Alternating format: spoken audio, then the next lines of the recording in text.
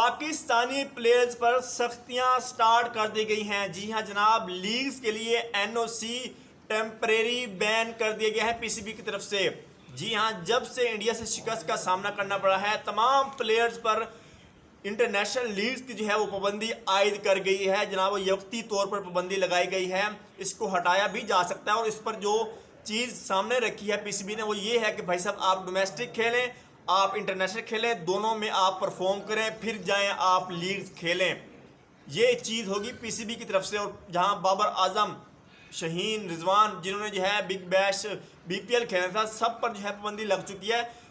Big bash league के अंदर कौन से पाकिस्तानी प्लेयर थे? उनमें हारिस रऊफ था, बाबर था, शदाब था, रिजवान था, शहीन और जनाब हसन। ये आपके 6 प्लेयर थे बिग बैश लीग के अंदर जिनके एनओसी कैंसिल कर दिए गए हैं। और अब ये एक बहुत बड़ा तूफान खड़ा होगा, क्योंकि इन टीम्स जो बिग बैश में जिन्होंने सेलेक्ट किए हैं, ये पहले इजाज़त लेते हैं, प्लेयर्स इजाज़त लेते हैं कि भाई साहब हमने बिग बैश लीग खेलनी, हमें एनओसी अभी से दो। तब इन्होंने दे दिए, अब ये कैंसिल कर दिए, तो ये ऑस्ट्रेलियन बोर्ड के साथ बहुत बड़ी लड़ाई हो सकती है। और ये पहली दफ़ा इतने प्लेयर्स बिग बैश लीग ने पाकिस्तान के पिक किए हैं। बाकी लीग्स में इंडिया के सारे वो आ रहे हैं भाई साहब, स्पॉन्सर और ओनर टीम के, वो आपको ले नहीं रहे। साउथ अफ्रीका लीग में कोई एक प्लेयर पाकिस्तान जाता है? नहीं जाता ना। क्यों? क्योंकि सारे इंडियन आते जा रहे हैं। आपके जो है T10 में पाकिस्तानी जाना कम हो गया, ILT में एक आधी टीम है। उसके बाद जनाब अगर आप देखें 100 लीग जो कि इंग्लैंड की है, उसमें सारे इंडियन हैं, एक भी पाकिस्तानी नहीं जाता। तो इस तरह की इमेच्योर हरकत ना करें। बीपीएल के अंदर जो प्लेयर हैं उसमें खुशदिल शाह है, ख्वाजा नाफे है, सुफियान और फ़हीम है, इनके भी जो एनओसीज है वो कैंसिल कर दिए गए हैं। अब मैं आपको एक चीज़ बता दूं, ये सारा ड्रामा है। एट द एंड इनको एनओसीज मिल जाएंगे, एट द एंड इनको 100% एनओसीज मिल जाएंगे। लेकिन जो वक्ती यहाँ पर इन पर पाबंदी लगाई गई है, ये भी किसी न किसी जगह आप सोचें ना पॉजिटिव साइन के यार ये लगाई गई है, ये एक खुश आइन चीज़ है। अगर आप ये पाबंदी लगा रहे हैं, इससे थोड़ा बहुत प्लेयर जो है अपना सारा फोकस इंटरनेशनल क्रिकेट पर लाकर आएंगे, थोड़ी बहुत वो डोमेस्टिक क्रिकेट खेलना स्टार्ट करेंगे। अब ये डोमेस्टिक क्रिकेट पीसीबी क्यों लाजमी कर रहा है? मैंने आपको एक वीडियो बनाकर बताया था कल, उसमें मैंने कहा था कि भाई साहब साहिबजादा फरहान क्यों अच्छा परफॉर्म कर रहा है एज़ कम्पेयर टू बाकी यंगस्टर।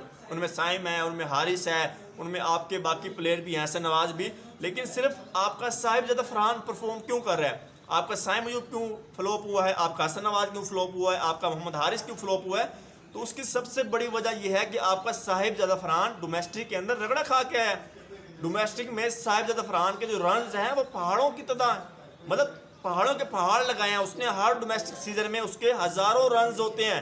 लेकिन आपका साइम, आपका हसन अली, आपका हसन नवाज, आपका जनाब साइम अयूब हो गया, ये डोमेस्टिक खेलते नहीं है।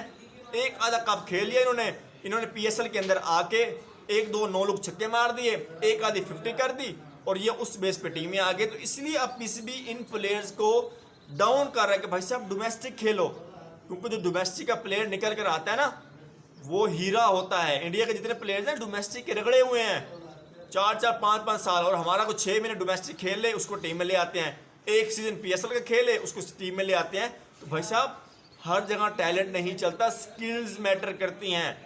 जिसके अंदर स्किल्स हैं वो टैलेंट भी ले आता है, वो सब कुछ ले आता है। लेकिन जिसके पास जो है आप सिर्फ छक्के चौके देखेंगे, नो लुक देखेंगे, तो फिर आपके साथ वही होगा जो आपने देखा है इस एशिया कप में कि आपके यंगस्टर किस तरह फ्लॉप हुए हैं जो डोमेस्टिक नहीं खेलते।